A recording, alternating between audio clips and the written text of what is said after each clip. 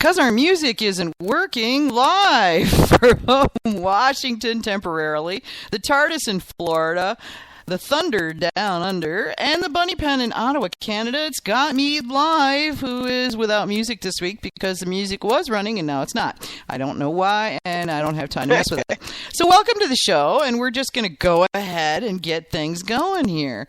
Our guest tonight, and this is, by the way, our last show of 2016. We take December off because holidays. And that's all you need to know. Hey, we do this every week all year long. We need a break. But our guest tonight is Bob Slanz. He is a New York beekeeper who I met by way of Sergio from Melovino, and they're friends.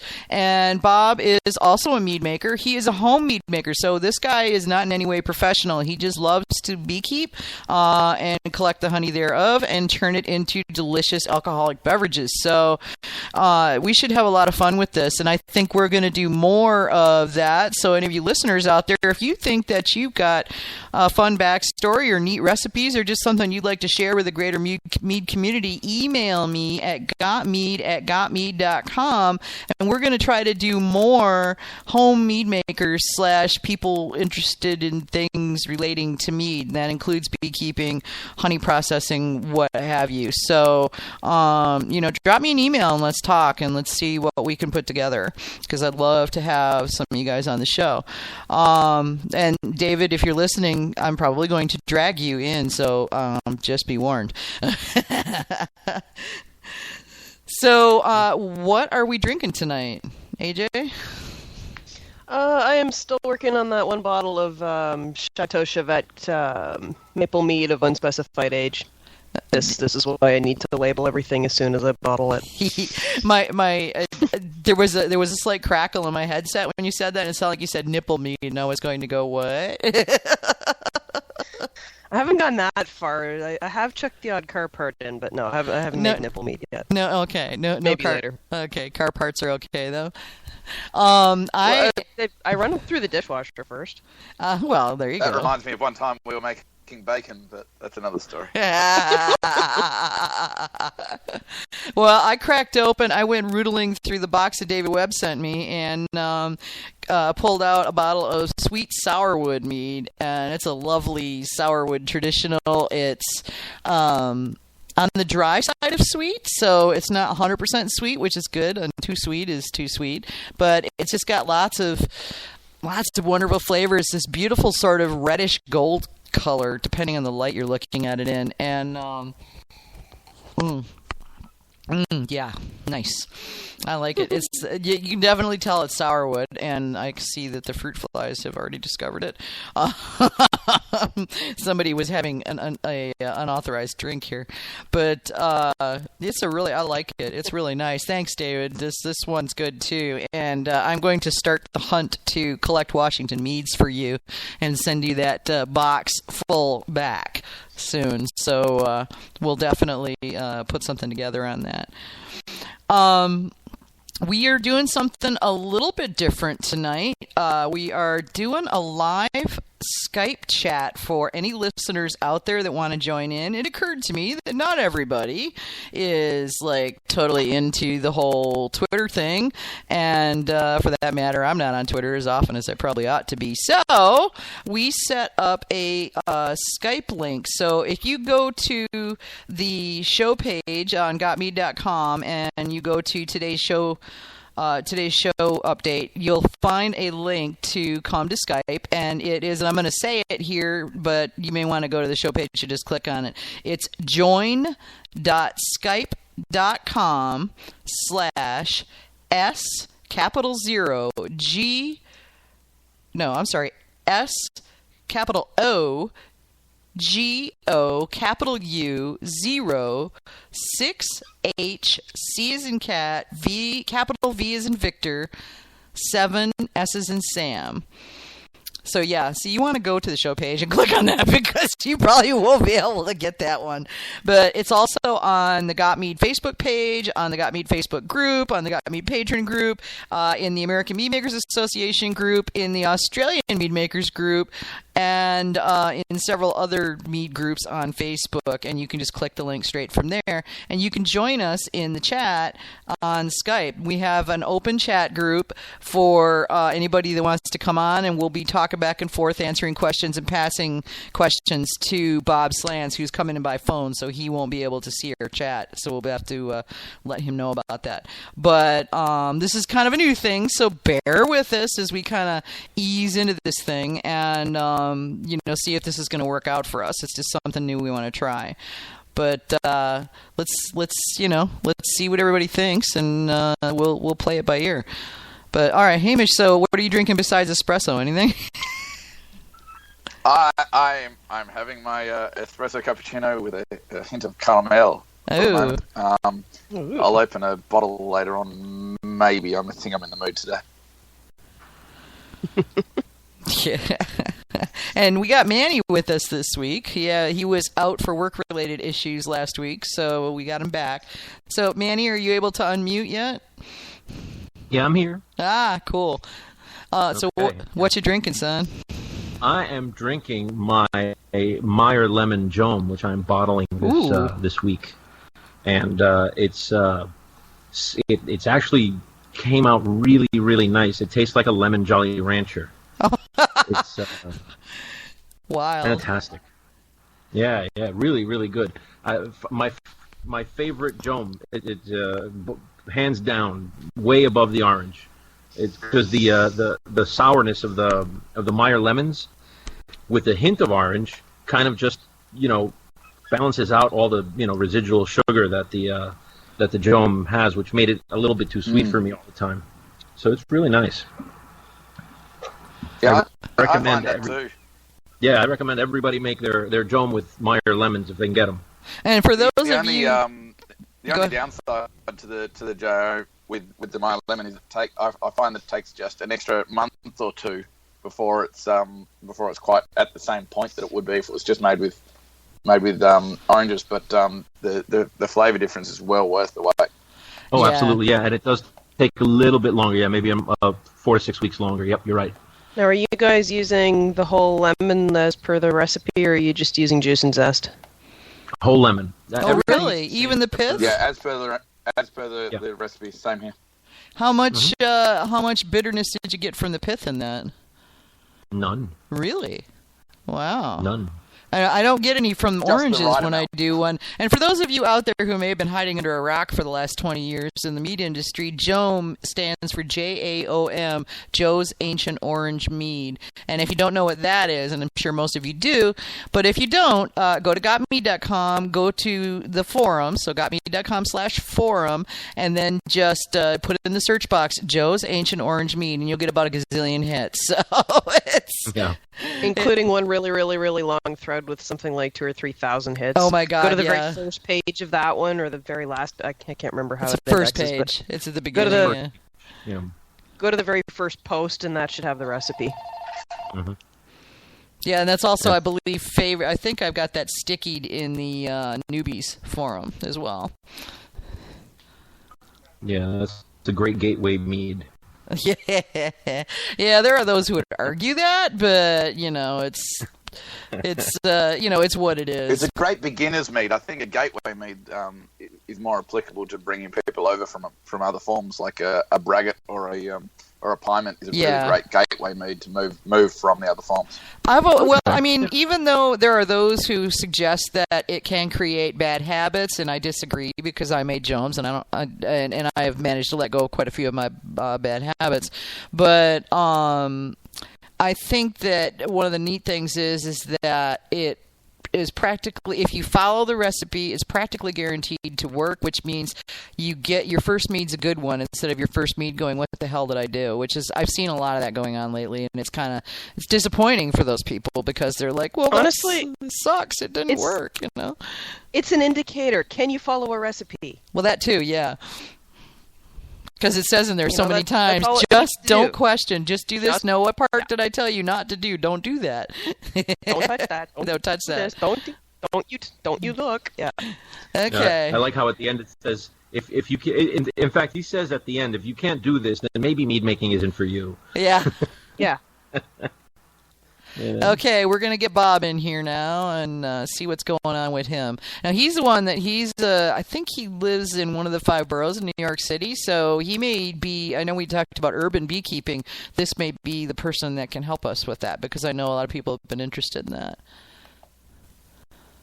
So let's bring him in and get things going. It's nice that it doesn't ring in my ear anymore. Because remember how it used to ring and it was so annoying? I don't know if we're getting him now. It just keeps trying to go. Go catch him up on Facebook. Hello? Hi, Bob. Yes. Hi, welcome to Got Mead Live. This is Vicky.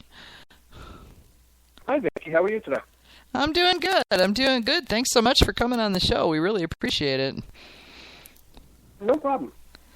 I've got AJ, Hamish, and Manny with me, my co-hosts on the show. Get it, Bob. Hello. Hi.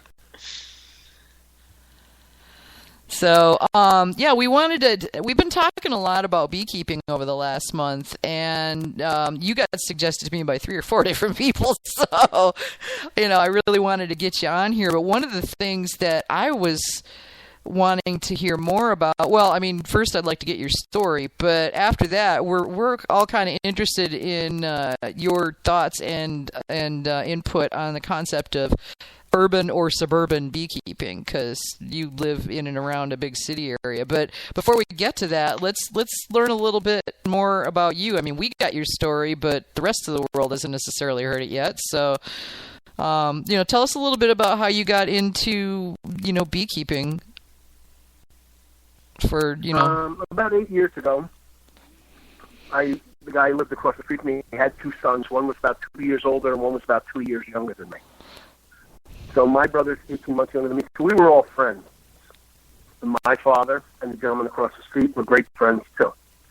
When my father passed away about 15 years ago, I still remain friends with the family, and they still live across the street from my mother's house. But he started keeping bees. And on his first year, he said, you want to try. You want to come down and look and see what it's like. And, the first time you go down there, it could be a little bit intimidating. So he had a spot on an industrial complex on a roof about 30 feet in the air. Wow. So I went down there, we parked, climbed up this ladder, and went on top of this roof that was in Yonkers, New York. And it was in a place we called the Old Carpet Factory. And we went up there, and he had, beehive, and, I went in and looked. And, so, this ain't bad. I can do this. You know what I mean? And watching him, and, he made it look real easy. I was still nervous. The first time you're nervous, you keep your hands in your pockets. And, you think you're going to get bit. But it really wasn't that bad. So a couple weeks later, I went again, and I went again. And I said, well, maybe next year I'll try for myself. So the next year, he calls me up one day, and he goes, I got 2 bees in a box in the back of my car. I went there, and he had a cardboard box. It was a swarm out of a hive, and he caught the swarm out of the tree, so he gave me a swarm that was probably about the size of a soccer ball in a box. I had bought the hive that year, and that was my first hive.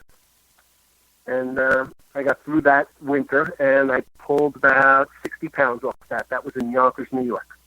Wow. It was Yonkers. Yonkers is a city with about 275,000 people. I had the bees on my garage roof. I had a flat roof on my garage, and I used to jump off the porch onto the garage roof to go tend my bees. They were probably about 15 feet, 20 feet from my front door.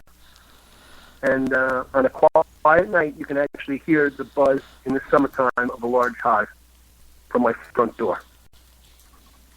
And the next year, I had 2 hives, and after that, I had 4 hives. And from my first year, that's when I really got into mead making. Was I met somebody who said they made mead, but I really didn't listen. And there was a guy I worked with whose family used to make cider every year, and he told me he used to put honey in the cider, and now I had this fresh bucket of honey. I said, wow, I can do that. And I made cider. So after I made the cider, it was done. I bottled it. And I looked it up online. I went to the Westchester Home Brewers, and I brought the cider in, and I met Phil Clark, who's an avid mead maker.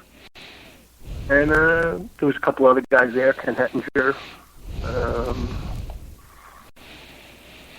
Guys who had made mead before.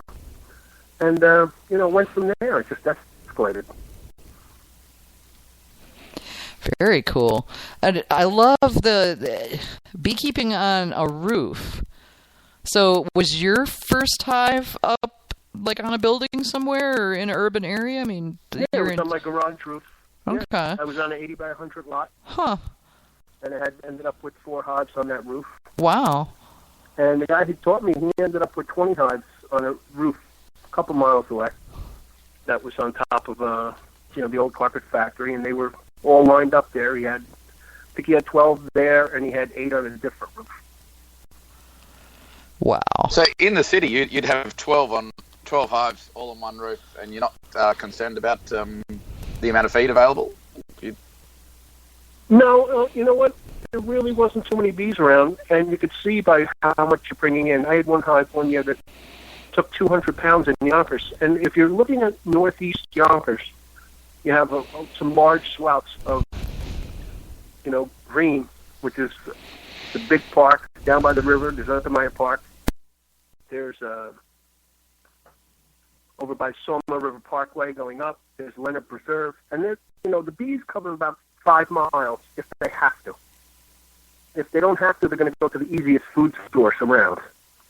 And believe it or not, there's a lot of food sources. It's not like fields where there's the only thing, or apple orchards where there's only thing. Weeds are a very good source of nectar. Did you run into... I grew up in... Oh, sorry, go ahead, Manny.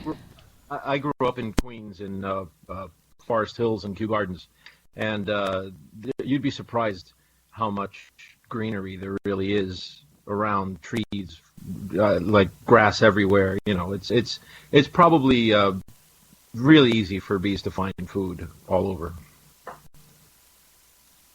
That's it. Did you run into Bob? Did you run into any problems with? I mean, I know the bees range up to like 2. Is it 2 or 3 miles from the hive? Generally, yeah. Okay. So, did you ever run into any problems like with your neighbors or what have you? Going, hey, what about those bees? No, I never ran into problems with the neighbors. You're always leery of it. Yeah. But there's a couple things that you have to do, and you have to realize that bees, in an urban area, they use the shortest flight plan. And I'm sure they do this everywhere else, but it's noticeable when you're in an urban area. So if you have a 6-foot fence or a hedge, and bees have to fly over that hedge or that fence, they're going to stay at that height. So they'll go at 8 feet, and they'll stay at 8 feet, going in the direction they go at. But if you have no fence or no hedge, and bees can fly straight out of their entrance and go right through your neighbor's yard at 4 feet, that's what they'll do. Huh. Is that the other reason, apart from space, that you put them on the top of the garage shed? Well, I'm going to be honest with you, I was on a corner lot, and I figured that if I put them in my front yard, some kid's going to come by and grab a rock and throw it at the beehive just to see if he can hit it. Uh-huh. I don't want to tempt fate. Yeah. Mm-hmm. I didn't put it out where everybody can see it. I didn't put it out where, kids can play with it. And with an 80 by 100 foot yard, you don't really have a lot of real estate on the ground, so why not use the roof, right? Right. So the roof was flat, 20 by 20. Okay. Yeah, why not? Strong, secure, and it has a natural barrier. It's 15 feet off the ground. Yeah. So did you have to, was it like what kind of roof was it? Like a tar paper or shingles or what? A flat roof. I put down a couple bricks. I put the hives on top of the bricks. Uh-huh. So it didn't end up being too hot for them in the summer? That's what I was wondering. No, it was a little shaded, but bees can create their own air conditioning, and, you take the top off, and you put a little piece of wood in there, and the air will pass through. It'll vent easier. Oh, okay. Interesting. So as long as they're not in direct sun, you do pretty good. Is there a lot of that sort of stuff going on? I mean, urban beekeeping going on in your area? Do you know of other people, or is it a rare thing? I know 1, 2, 3. I think I know 4 in Yonkers. Oh. I'm no longer living there, but I knew 4 that were there. So where are you? I'm assuming you're beekeeping where you're at now. Are you urban, I'm still in suburban? Westchester County. Yeah, Okay. suburban. Okay. So a little bit more But, you know, elbow room Yonkers is then. still considered the suburbs of New York City. Well, yeah. Given what New York City proper looks like, I suppose I could see where that would be the case. Yeah, I talk to a lot of beekeepers down there, and people talk about, putting bees on top of this building or that building, and, putting them 25 stories up. Wow. Bees don't want to be 25 stories up. I heard they abscond constantly, which is where the bees actually leave the hive because they feel under stress. Oh, wow. Why would bees not, why would they not be happy 25 stories up, do you think? I think that it's the amount of energy it takes the bee to fly, to get the flower, and then fly back to the hive. Yeah, it's a big climb. Yeah, I suppose it would be. Right. You're talking 250-foot climb, as opposed to finding another house that might only be 30 feet. I Yeah, also so they'll imagine the winds might be a bit strong up there too. So even if you had a lot of rooftop gardens, it might not be enough for them. They might just not like it. Yeah. Well, that's true. That's what I'm thinking. But I've heard from one of the guys who work those bees down there that they have a problem with it. A lot of them leave, and they don't do well. They move closer to work, I guess. Well, they try to. But every spring, you see it in down in the paper or on the news. You'll see, there's bees on a car, there's bees here, there's bees there, and it's a lot of people get bees and they don't put them in a good spot, or they put them next to an air conditioning unit. And maybe the bees don't like the vibration, or they had a hive that overwintered, and swarming is a natural occurrence where the bees split to propagate, and the queen leaves the hive, leaving behind the swarm cells, and they fly out. And you see them in the paper all the time in the spring. Huh. Every once in a while, I get a call to go down and collect a hive, get a swarm from somebody, or there's one on a car, or it moved into a house, and could I go take the hive out? And I do that. Is there any particular condition that you need to keep in mind when you want to, if you want to keep a hive? Like, is there something that that you should look for, like maybe so that that you can keep one? Well, I think you should go take a class first, or at least mentor with somebody, just to understand what goes into keeping bees, especially in an urban environment. Because sometimes, they're your bees, and when they fly onto the neighbor's house, the neighbor might not really like it. So you're going to have to go get them, or you're going to have to get somebody to go get them. It's not fair that you're going to bring that into the neighborhood and, to not really be able to take care of it. Is that a common occurrence? Oh, it's common enough. Hmm. People, and I understand that they want to do it.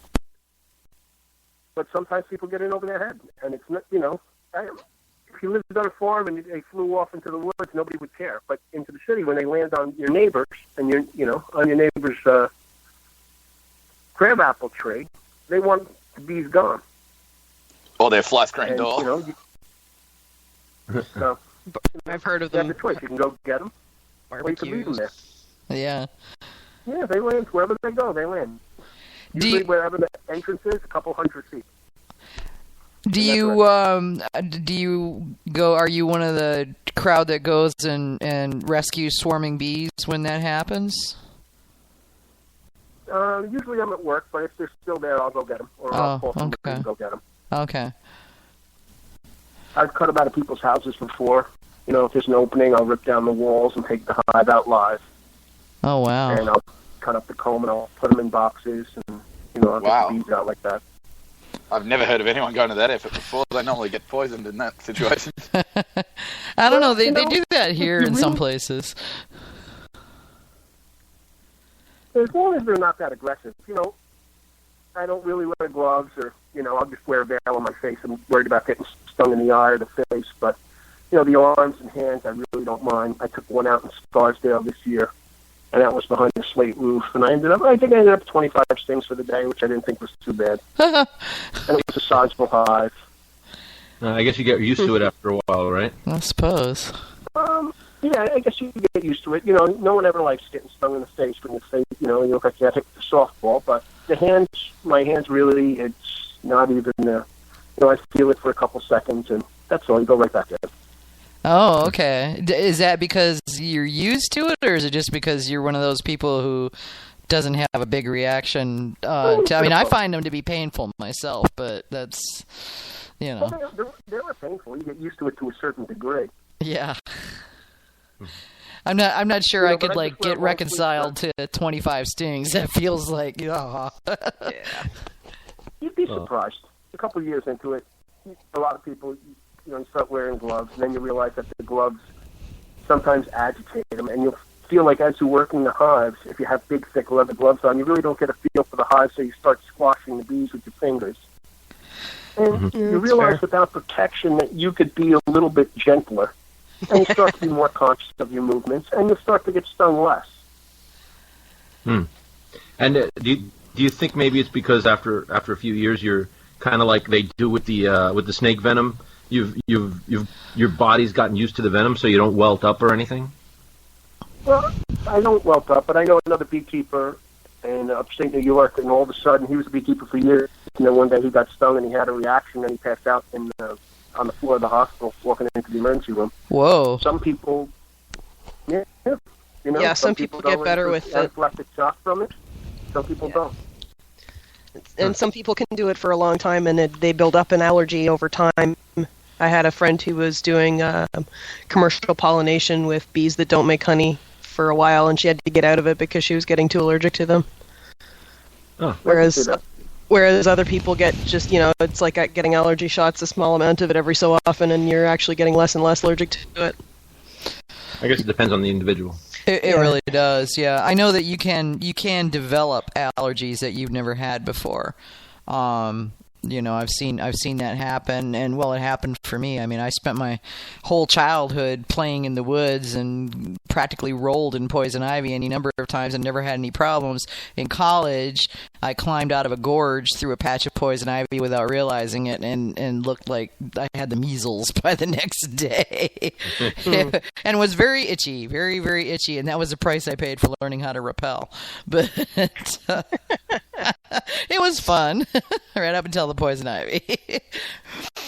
So stuff when you were a kid wasn't poison ivy. Yeah, right. Yeah. Well, I never knew. I never had to worry about it when I was a kid. But so it's really interesting because there's so many people, Bob, that want to get into beekeeping, but there's that whole learning curve that's intimidating. I mean, I'm one of those people. My problem is that every time my local Beekeepers Association holds classes on, Beekeeping 101 or whatever, it always seems to be like when I'm at the Mazer Cup or something. So I'm never there when they do it, or they fill up in like 5 minutes flat, and then I can't get in. So the club that I was the vice president of was the Northeast New Jersey Beekeepers Association, and usually at a good meeting, we have over 100 members. Wow, that's great. And we try to pair up people as a mentor and a beginner, people who live in the same town. So you might have somebody who lives 3 miles away from you who keeps bees that is willing to take a student or a mentee, and you can go over there when you have time. Nice. And I really think that helps people because it gives them that sense of confidence. And it's not for everyone. Some people put on a veil and they get the bees in their face, and you get a bad day and you get stung a couple of times, and some people walk away and some people don't. But I think that everybody should try it before they have the initial investment of hundreds of dollars in protective gear and hives and bees. Try it once. Oh yeah. It might not be for you, but if it's for you, go right ahead. Yeah, I would love the idea of a mentor before jumping in because, as you say, it's expensive. But also, I mean, I'd feel just horrendously bad if I went all the way to getting a whole batch of bees and then killed them all because I didn't know what I was doing. I would just feel horrible about that because, bees are people too, They certainly deserve their life, and not to have some clueless noob like me kill them off because I'm stupid, and don't know what I'm supposed to be doing. So the whole, mentor-mentee thing seems to me like a really good way to do it, as long as you can find enough mentors to take on the ones who wish to learn. Yeah, but if you have a club and you have 10 or 20 group core members who are willing to take someone on every year. Even the average is 15. If you could teach 15 people a year, your club is growing by that. And then you could do 15 or 20 people the next year. And it just goes exponentially from that. But having, great speakers come in, having people who understand to come in, being in